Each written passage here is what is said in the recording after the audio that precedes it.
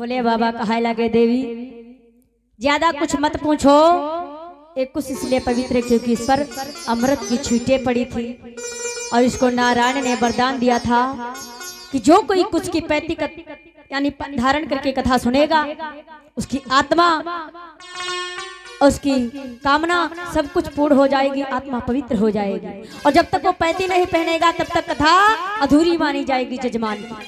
इसलिए ये कुछ देवी पवित्र है, इसलिए मैंने तुम्हें कुछ की पैती पहनवाया।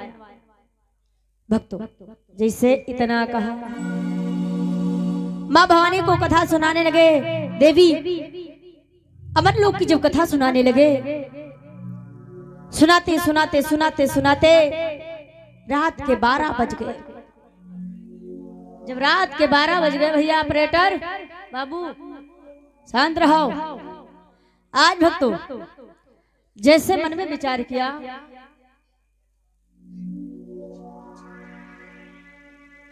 आज जब अमरलोक की कथा सुनाने लगे, माँ भवानी कथा सुनती गई सुनती गई सुनती गई। अचानक जब रात के 12 बजे तो माँ भवानी को नींद आ गई।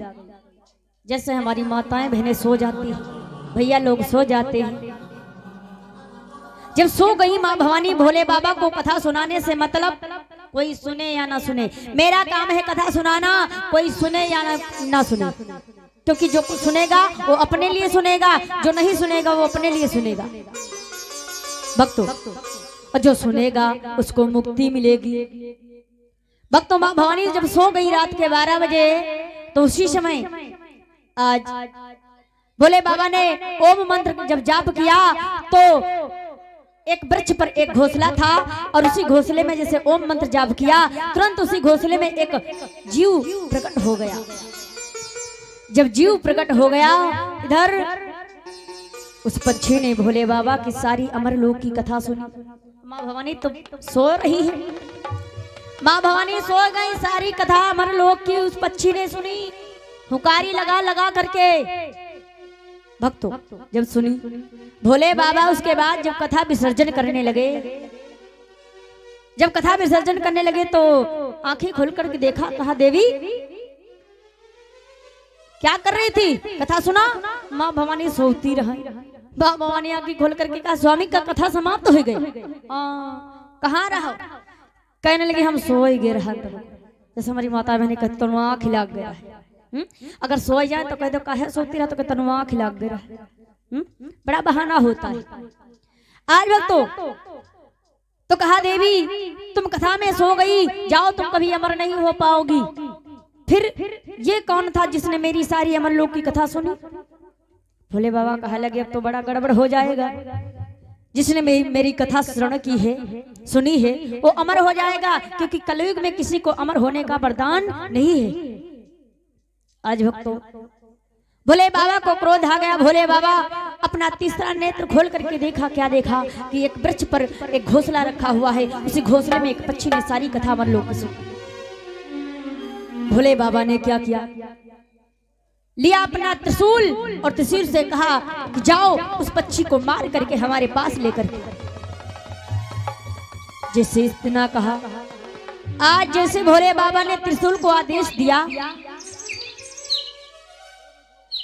जब आदेश दिया तो आज उस पक्षी जैसे घोंसले से उड़ा, और उड़ा हुआ क्या भैया, आज उड़ता है और उड़ते उड़ते चल देता है।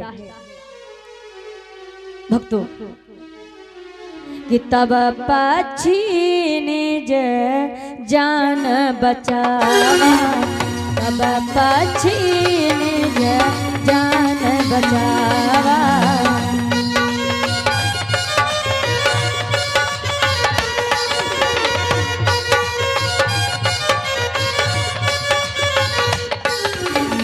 तब पक्षी निज जान बचावा,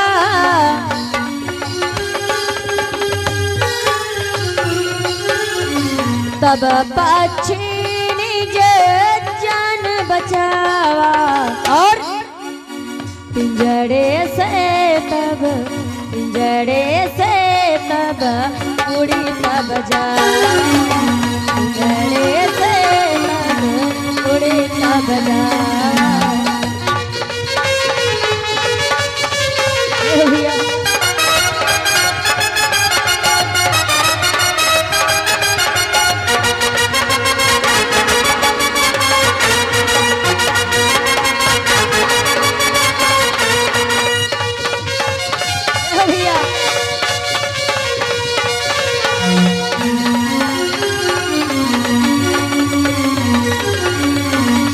आज उस पक्षी ने क्या किया भक्तों, जिस घोंसले से उड़ा, घोंसले से उड़ा, आज तीनों लोकों में जाता है और सभी देवताओं से विनती करता है। पीछे पीछे त्रिशूल, आगे आगे पक्षी, जिस लोक में जाता तिस लोक में भी आज वो त्रिशूल रदगाता हुआ पीछे जा रहा है। भक्तों भोले बाबा के यानी भगवान विष्णु के लोक को गया और कहा मुझे नारायण अपनी शरण में ले लो। उन्होंने भी मना कर दिया, भोले बाबा का त्रिशूल है पीछे।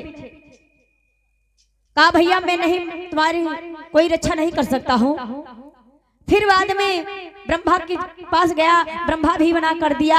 अंत में नारद बाबा ने कहा कि ए पक्षीराज तुम जाओ,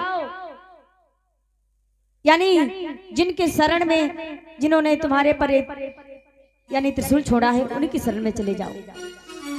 पक्षी ने नारद बाबा की भी बात नहीं मानी भक्तों।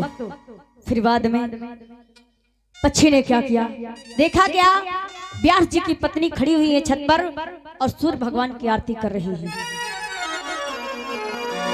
सूर्य भगवान की आरती कर रही है। पक्षी ने क्या किया भक्तों, पक्षी ने उसी समय जा करके कि पक्षी ने तब जा करके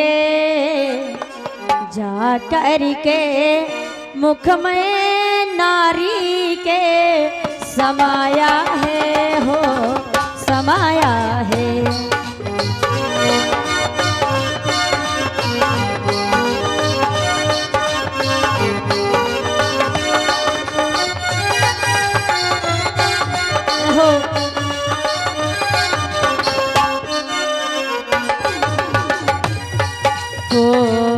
पक्षी नारी के मुख में तब जाकर के नारी के समाया है, हो समाया है। और जाकर के नारी के गर्भ गया, हो गर्भ में गया, नारी के गर्भ ठहर जाया है, हो जाया है।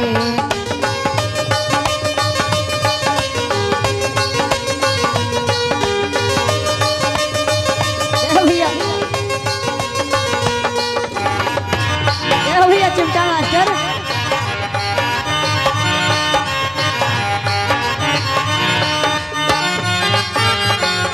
हो।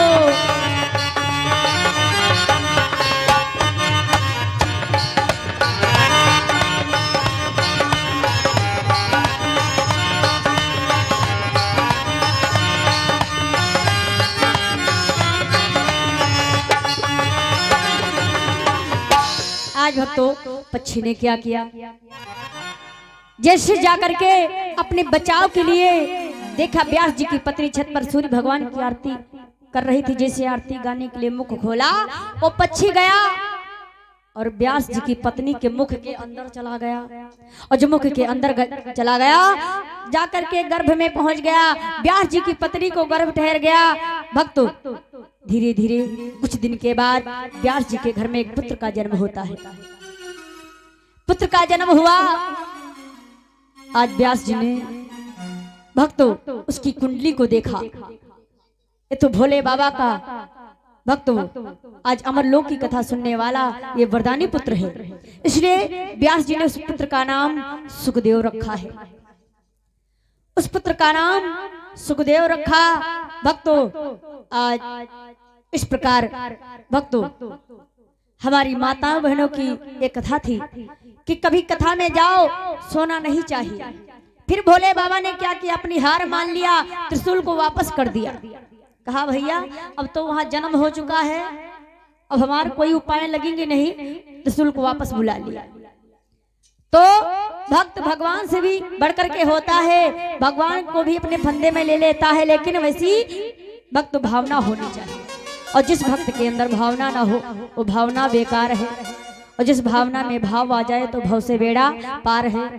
भक्तों आ धीरे धीरे धीरे धीरे समय बीता। खैर आ जाइए अपनी कथा की तरफ। ये तो थी अमरलोक की कथा, यानी जो कथा में सोता है वो कभी उसकी कथा पूर्ण नहीं मानी जाती है।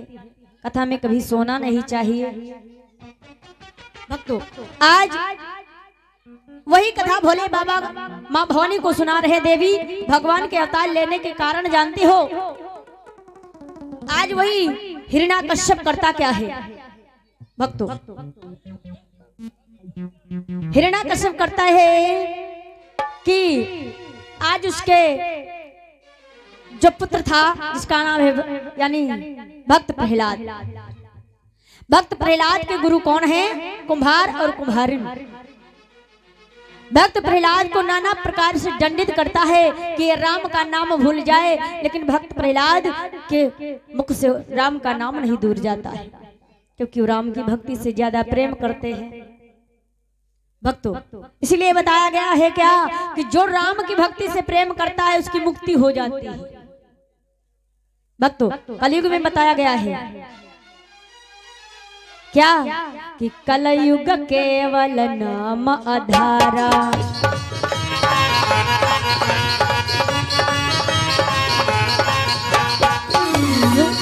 वो सुमेरी सुमेरी नरा उतर ही पारा, उतर ही पारा, कलयुग केवल नाम आधारा। हो